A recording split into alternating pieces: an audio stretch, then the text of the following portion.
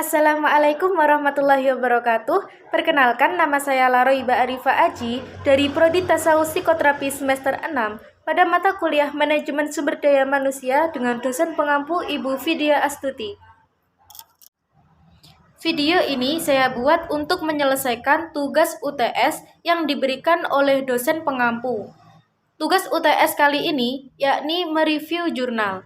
Kemudian jurnal yang saya pilih adalah Jurnal Agora volume 3 nomor 2 tahun 2015 dengan judul Pengaruh Pemberian Kompensasi Terhadap Kinerja Karyawan pada PT Kopanitia. Kemudian penulis dari jurnal ini adalah Edric Leonardo dan Francisca Andraini dari Universitas Kristen Petra. Pada dasarnya, kompensasi dikelompokkan ke dalam dua kelompok, yaitu kompensasi finansial dan kompensasi non-finansial. Dalam jurnal ini terdapat beberapa teori yang digunakan. Yang pertama adalah teori kompensasi dari penggabean. Kompensasi finansial menurut penggabean adalah kompensasi yang bersifat langsung yang diterima oleh karyawan, seperti gaji, tunjangan, dan intensif. Kemudian teori kompensasi menurut Sutrisno.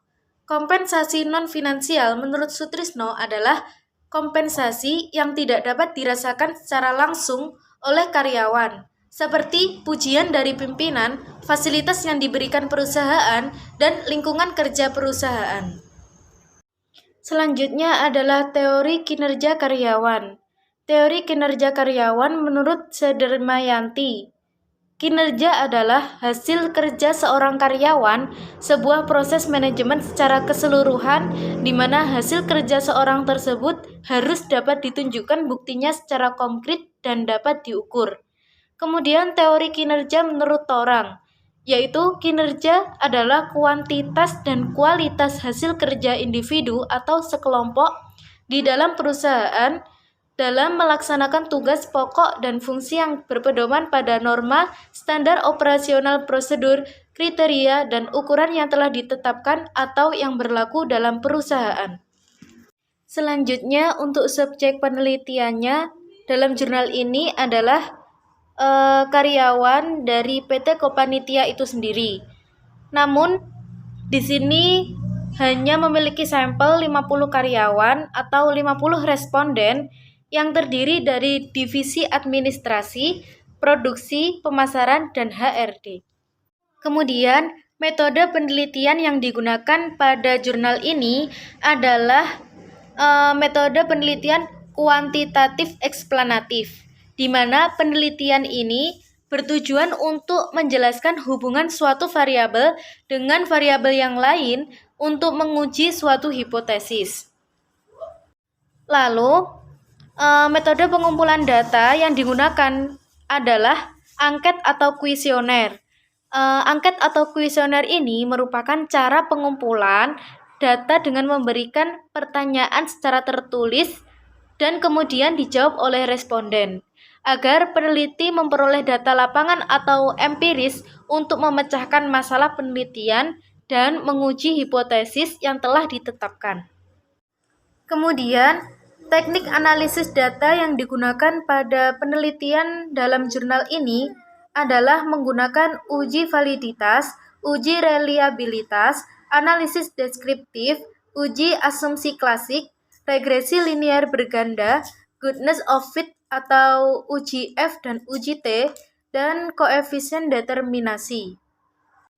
Kemudian untuk hasil penelitiannya, pada variabel kompensasi finansial terdapat indikator mengenai kepuasan terhadap gaji, tunjangan, dan intensif yang ditetapkan oleh perusahaan PT Kopanitia, memiliki rata-rata 3,12 responden dengan kategori cukup baik. Kemudian hasil jawaban responden pada variabel kompensasi non-finansial memiliki indikator mengenai perasaan terhadap kenyamanan, fasilitas yang tersedia, lingkungan kerja yang kondusif, perasaan senang dengan pujian yang diberikan perusahaan berdasarkan hasil responden 50 karyawan PT Kopanitia memiliki rata-rata 3,33 dengan kategori cukup baik.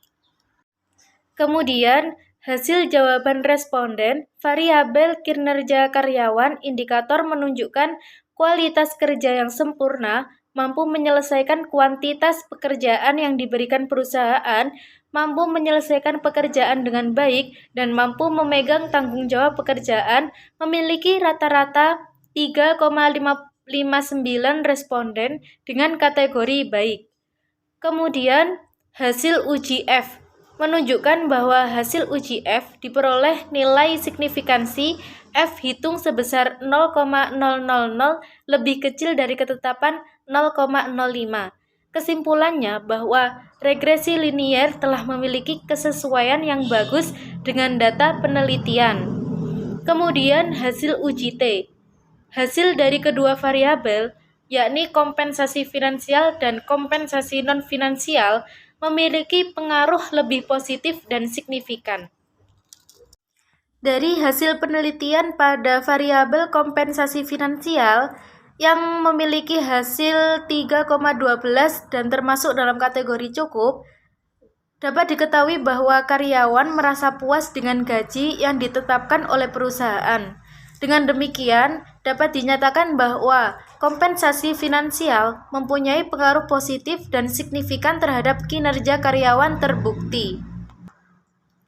Kemudian, hasil dari kompensasi non-finansial yakni 3,34 yang termasuk pada kategori cukup baik, dan dari hasil tersebut dapat diketahui bahwa karyawan merasa puas dengan lingkungan pekerjaan dalam perusahaan.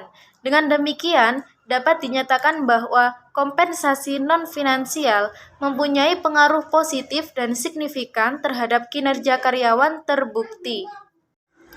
Kompensasi finansial memiliki pengaruh positif dan signifikan yang lebih dominan dibandingkan dengan kompensasi non-finansial terhadap kinerja karyawan pada PT Kopanitia. Karena hal tersebut sudah dijelaskan pada hasil uji T yang menyatakan nilai T hitung dari variabel kompensasi finansial memiliki nilai sebesar 2,284 dan dari variabel kompensasi non-finansial memiliki nilai sebesar 2,126. Hasil yang diperoleh tersebut menunjukkan bahwa semakin tinggi nilai T hitung, maka variabel tersebut memiliki pengaruh yang lebih dominan dibandingkan dengan variabel lainnya yang diteliti. Dengan demikian, hasil tersebut dicatatkan terdapat pengaruh positif dan signifikan yang lebih dominan di antara kompensasi finansial dan kompensasi non-finansial terbukti. Alhamdulillahirrabbilalamin. Demikian tadi review jurnal dari saya. Mohon maaf apabila ada salah kata dan semoga bermanfaat bagi semuanya. Dan saya akhiri. Wassalamualaikum warahmatullahi wabarakatuh.